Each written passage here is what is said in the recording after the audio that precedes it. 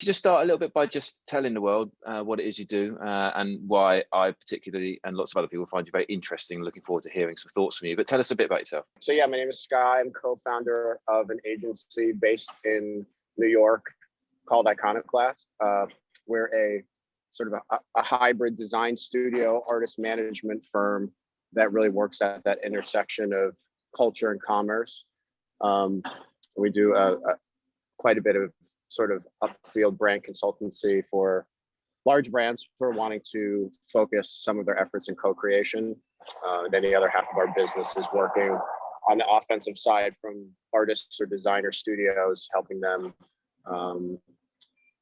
both secure and execute collaborations with larger brands. So that's somewhat of the focus of what we do in my relationship with Jamie, with you. Everything that we do effectively as a studio is our mission is to drive innovation through collaboration, right? So collaboration sits firmly in the sort of epicenter of what we do. We're asking a lot around how you're seeing change unfold in front of your eyes, and we're all living through different variations of change in our industries. So on the front end, expression just in general was sort of put in a box, and that was challenging. But from those moments of difficulty, spurned a lot of innovative thinking around, as a musician, how can you perform online or virtually and engage with your fan base a little bit more directly? As an artist, how can you create virtual or augmented reality environments for your artwork? It's been pretty compelling. I feel like, quite frankly, every month there's some new iterative build on something that hadn't existed before. Perhaps one of the very, very few upsides that we might experience is that the need to change might create things or kind of spurn ideation or kind of innovation that perhaps wouldn't have otherwise been pursued or wouldn't have otherwise been generated. So what do you think of, from what you've seen, is here to stay? What's working? What people really resonate? Yeah, sure. I think, in the last year, people have definitely had a moment to be a little bit more introspective, to look at their place in the world and in a larger ecosystem, both their immediate context and the global context. But that's also allowed, especially independent creatives, to look at the place that they have in the economy that surrounds their creativity, and how much leverage or what percentage should they participate in the business outcome of their creativity. And I would say pre-pandemic is disproportionately not favoring creatives, in the immediate field that I work in. So I think this concept of disintermediation between artists and their fan base or consumers will definitely stay. That artists are more aware of their place and the power that they have, and that they should demand. And I think a lot of that innovation has happened in the past 20 years, maybe most closely analogous is the music industry, and this sort of post-Napster, and artists really asking their record labels, what is it actually that you do for me that I can't do for myself if I invest in myself? So there's going to be some of that, some empowerment. So I think that's also something that's been renewed amongst contemporary artists, is that their art is also really a voice. And if they want to say something and they have an audience that's on their own channels, their social media channels, what have you, they can just do it. And I think also that's very empowering, reminding them that they have a voice as much as a pen or a paintbrush or a camera.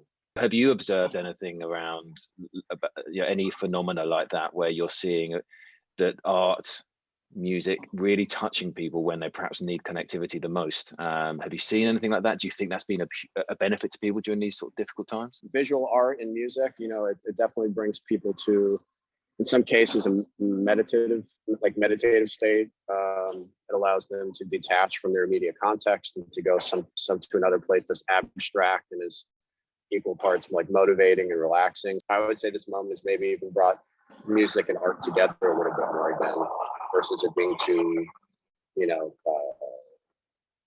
two paths that are aligned because they're forms of creativity with the studio practices and aren't necessarily directly motivating one another around a common cultural moment.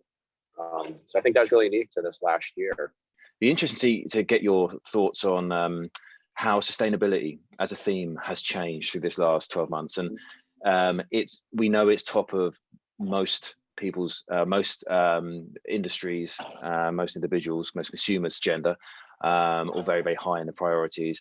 Do you see any change in that? Has that been advanced in any way? Sure, I think it's increasingly becoming a prioritized sort of bullet point on any agenda. You know, that it's a top line consideration amongst, say, and on the brand side, more progressive brands. You know, so I think a lot of it comes down to, I think that, yes, it's like caring about the world. I think second thing that people talk about is sort of the materiality of things and how that can be improved for immediate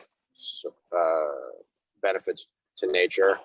And then beyond that, it's just like, how do we think about health and wellness at a different level that's maybe sitting above the immediate context of environment and sustainability, just about a more healthy frame of mind and a more considered frame of mind. And also, I just, to get, you know, sort of less heady about it, it's just like people I think are thinking about just the concept of making with fewer things.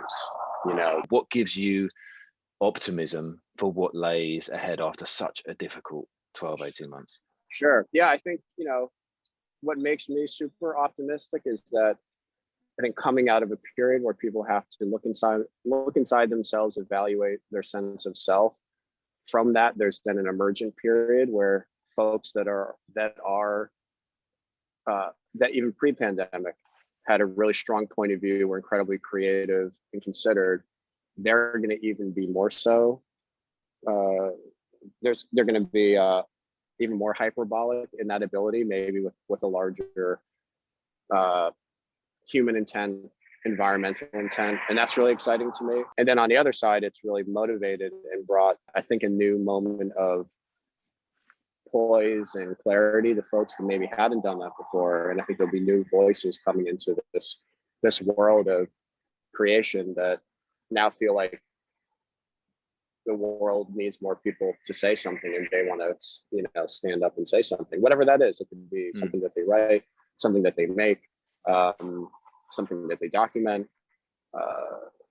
from moments of quiet. You know, very often comes huge moments of innovation and expression. So I feel like there have been a lot of my friends, you guys included, a lot of us have been working on a lot of amazing projects. Let's not forget the ones that were supposed to have come out in 2020 that didn't, but they're finished. They're already completed. They're sitting somewhere. I'm excited to see what everyone's been cooking up, because I know a lot of people have been using this moment to work really hard in private in their studios and to think about things versus, you know, just using this as sort of some time off, and, you know, the clock will start ticking again when the world comes back on. It's quite the opposite, I think, for artists.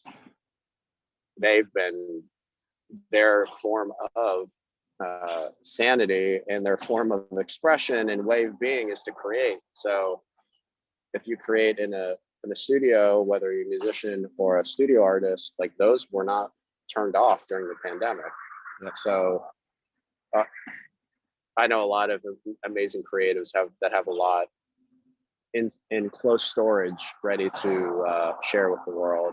And I think their sharing of that will motivate and inspire a lot of people, which is really exciting.